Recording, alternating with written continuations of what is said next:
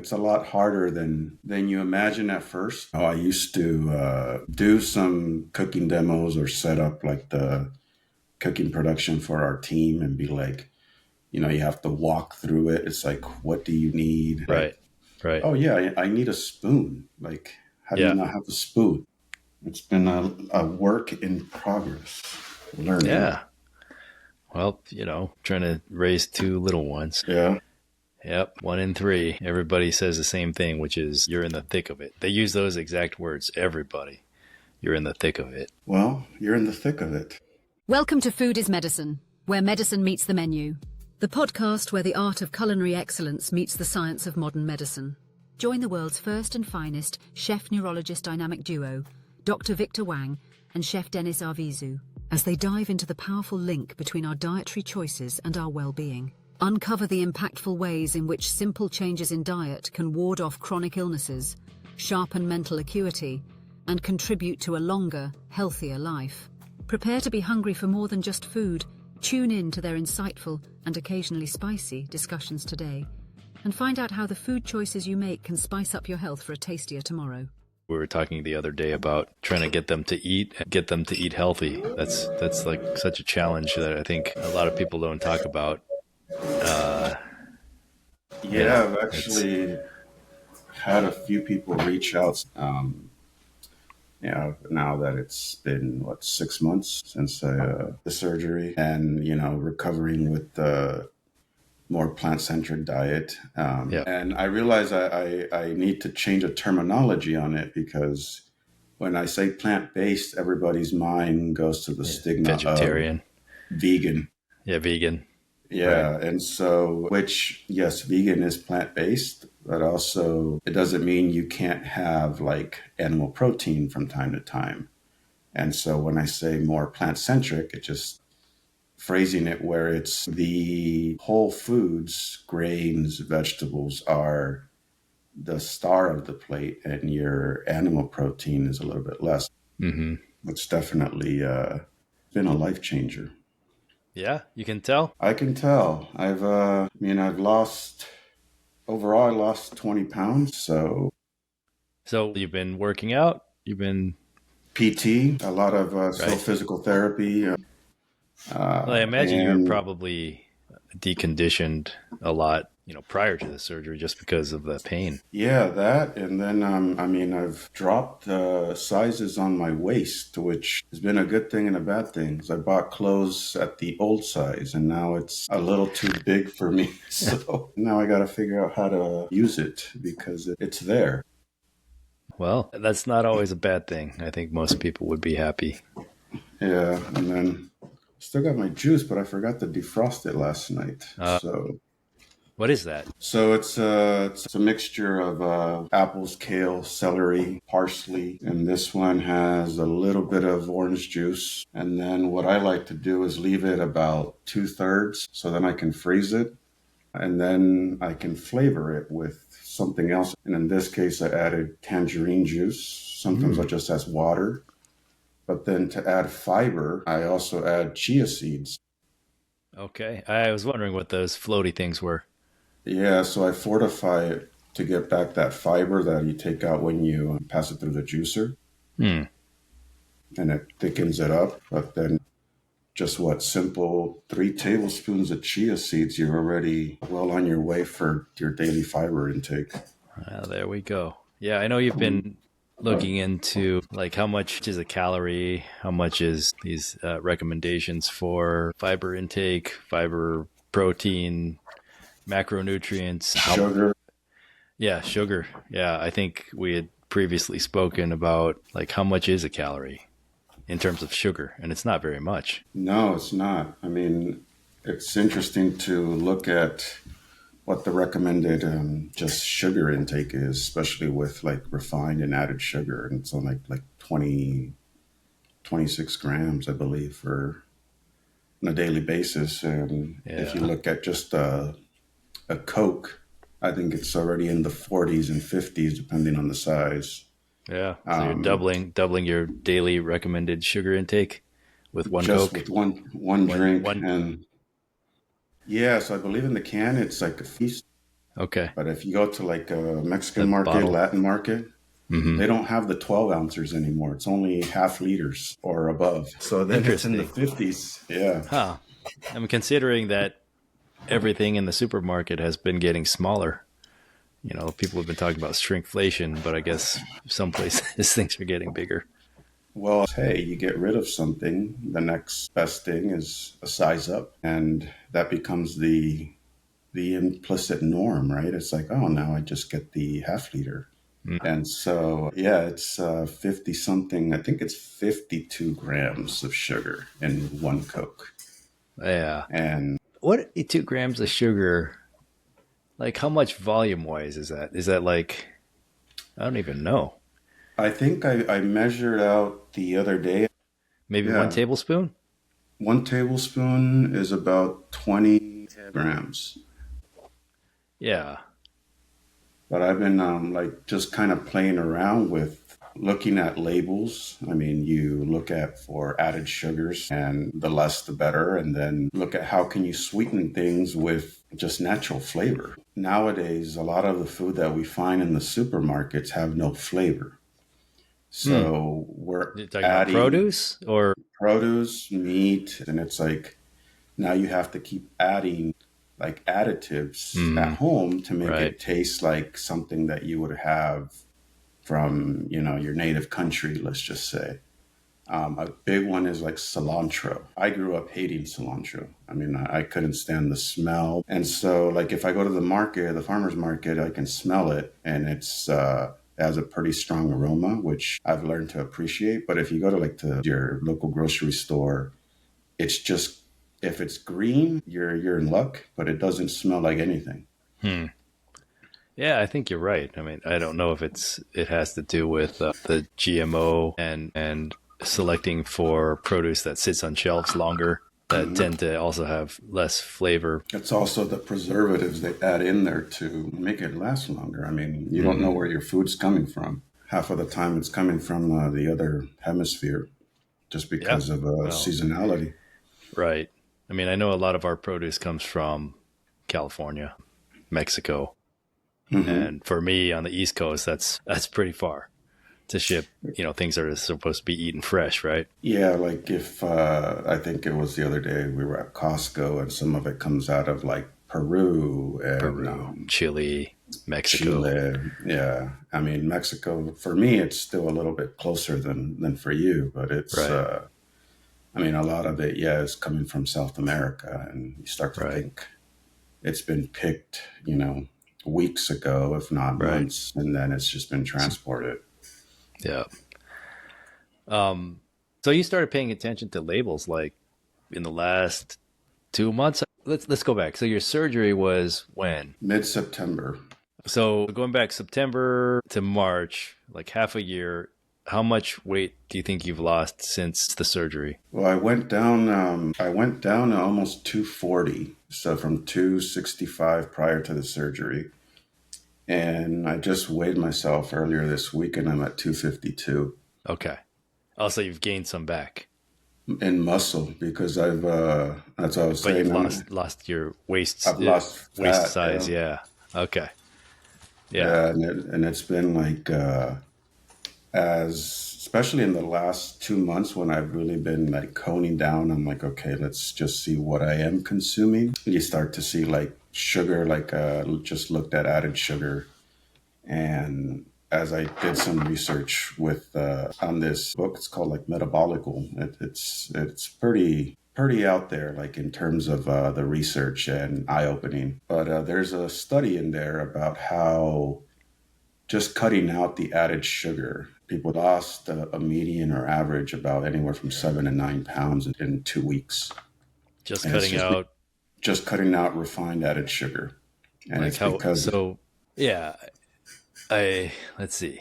I mean, it's easier to cut out refined sugar, but like, or you're talking about just like snacks and things like that, or because I mean, sugar is sugar, right? But just as a whole, yeah, added sugar, added refined sugar. okay, So when it's refined, essentially it's been ultra processed So you just get the sweetness, but anything that's actually has any health benefits within something that's sweet is gone. So if you use like natural sugar, which we would, let's just say that's like honey or like sap of maple syrup that hasn't been processed, or like from an agave plant, use here like agave syrup. That is sugar, it's added sugar, but it's not ultra processed. So Okay. when then that means it's not refined. When it's refined, it's the stuff that you buy, the little where you scoop into your coffee Right. or Right. the little cubes or what's that other stuff called? Stevia, which is a lot worse. But Yeah. So I guess, saying I want to take refined sugar out of my diet is easier, I guess harder, maybe easier, harder than trying. I think what you're trying to say is take out any foods that have hidden sugar in it. yeah, I mean, if you Probably the just easiest even thing is just say snacks, right? just start with snacks, look at snacks that have, let's just go to the Coke example. Cut out a Yeah, right. Coke a day. Right. I think that's probably where a lot of hidden sugars are, right? Or Yeah. sodas, because it's easier to drink 50 grams of sugar than to eat 50 grams of sugar. Or just look at your juice. Is it juice concentrate versus actual, freshly squeezed? And I know that that tends to be a challenge, but then if you can still look at it and be like, oh, well, it only has 10 grams versus 25, you start to just make those simple changes over time. It's what adds up. And I think also I think what some of the feedback I've gotten from a few friends is like, oh, well, if I cut out sugar, I can notice it right away. Well, that's the other part. It's like you got to start small. I mean, if you Yeah. go from 0 to 100, yeah, your body's going to resent it. You're going to feel it, and then you're going to give up on it. So it does take, When your body's used to a certain amount of sugar, right? yeah, Um, yeah. And I think probably the easiest thing is just to cut out soda for a couple weeks just yeah. I mean, it's not even. and I would juice. say I would just say start decreasing it versus cutting it out, because at the end of the day is like, if I want a soda, I'll still have a soda, but I'm not going to have a soda like every day. I think if anything, I have maybe once a week, just because I just don't crave it. It's more like Yeah. when I As go opposed to how many were you drinking before? before. There was a point where I would say I was drinking anywhere from like 4 to 5 a day. Right. You know, Yeah. And I think, everybody probably has different strategies, but it's probably somewhere in between what we're saying. I say cut out. It's probably a little bit too strict, yeah. but going from 4 to 3 is probably a little bit harder from kind of ironically, going from 4 to 3 is harder than going from 4 to 1, I guess, a day. I don't know. Maybe everybody's different. Yeah, and I think it's like, let's just take the juice example. And maybe this is something for you to try with your kids, is even some of the stuff that I've done is get juice like this, right? And then put ice cubes in it to cool it down while you're diluting it with water. Mm-hmm. So in a way, you're increasing the water intake, but you're also still slowly decreasing the amount of sugar just because of the volume of it. And it's still cold, right, at the beginning. And as they're drinking it, your palate gets used to what you're having. And I think that's where, for some, it's very difficult. For at least for us in the kitchen, the rule of thumb, especially when you do like a tasting menu, you only want it to be 2 or 3 bites. Why? Because that's where you actually pay attention to the flavor of the food. Same thing with like when you have a glass of wine, right? If you have a really fine wine, you need to air it out so you can get the actual true taste of it, the smell. Because if not, you have your first glass and then really your senses and everything for it just go away. So it's always in that first 2 to 3 bites. That's where you're going to have the most impact of what you're having. So for me with food is like make it flavorful and then almost like season it at the very end. So add a little couple granules of, if you need salt or anything, just to kind of trick the palate to making sure that the food is seasoned well, it's balanced well, and then as you're eating it, you're really getting used to what everything else is. Yeah, I mean, we could talk more about sort of tricking the system with these little chef's secrets, I guess. It's little hacks that, and again, it's small changes over Yeah, time. You and know in the end, that. it's biology, or it's neurobiology, really, that Yeah, you're playing with. So I mean, we yeah, can talk more about that stuff. yeah. No, it's definitely been just being, I think, even more mindful. Like when you eat, slow down. I think one of the biggest things also is that we're always in a rush, Hmm. right? And Yep, and I think as from the chef side, from the food perspective, it's like you don't care anymore where your food is coming from. You just need to calories. eat. You just Yeah, need to eat. yep. And so it's actually, I think of that. I think, I forget what the movie's called. I think it's called The Menu or something. It's like about like a The one with diabolical chef. yeah, with Ray Fiennes. Yep. So it's like, I think of that line where it's like, don't eat, just taste. Mm. Hmm. Right. And that's essentially, it's true. It's like, if you don't take the time to slow down and really kind of concentrate on what you're eating, what you're smelling, you're also not being mindful and you're just chugging away. And my understanding is that there's not enough time for the brain to actually process what's going on until it's too Right. late. You're right. Mhm. Exactly. You know, and society, as we've increased our sort of efficiency and productivity, we don't have time, and we Yeah. should be. We should, but yeah, Yeah. We're chasing, that's why we're chasing AI too, which is a blessing and a curse, right? I mean, right, I love how it can augment your abilities, but not replace them. And I think that's where some of the things are happening. And that's a perfect analogy with like big manufacturing of food. It's like convenience, right? We have all right. these snacks, and then They taste good. they taste good, and a lot of it has to do with sugar. The sugar is addictive. I think when I was reading the study, it's like the sugar is the equivalent of nicotine within cigarettes. It's like Hmm. as your body needs it, or wants it, or craves it, and it craves it more and more and Right. more, and then Yeah, I think there's a doctor, Robert Lustig, I think is his name. He talks about the same exact things, addictive properties of sugar. yeah, and yeah, this one is actually you're right. That's the author of the book I was reading. Oh, there you go. Yeah, Metabolical by Robert H. Lustig. Yep. I didn't know the title of his book, but I know aware of his Yeah. work. Yeah, But yeah, it's called Metabolical: The Lure and the Lies of Processed Food, Nutrition, and Modern Medicine. It's a pretty well, in-depth read. yeah, maybe we could talk about some of those things. I think at least I'd be interested in some of those tricks that we chefs use, Hmm. which would be similar to some of the tricks that big snack makers use to Hmm. really trick the system into eating more.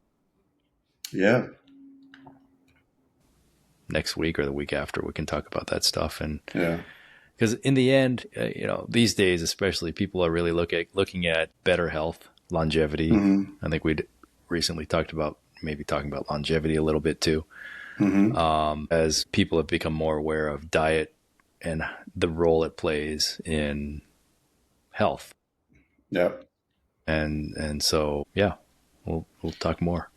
Yeah, no, it's good to see that, many are becoming more and more aware of how food can be, viewed as a form of medicine.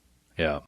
I know the Culinary Institute of America, which is one of the more prestigious culinary schools. They just started I believe it's a master's program that's focusing for chefs to go into the world of food as medicine. And it's Mm, because for chefs, nutrition is really in our hands. And I mean, you can work with the nutritionist, but a lot of the nutritionists don't have that hands-on experience on how to right. utilize Right. food. Right. So It's easier it's to it's dictate things rather than make the things. hmm Yeah.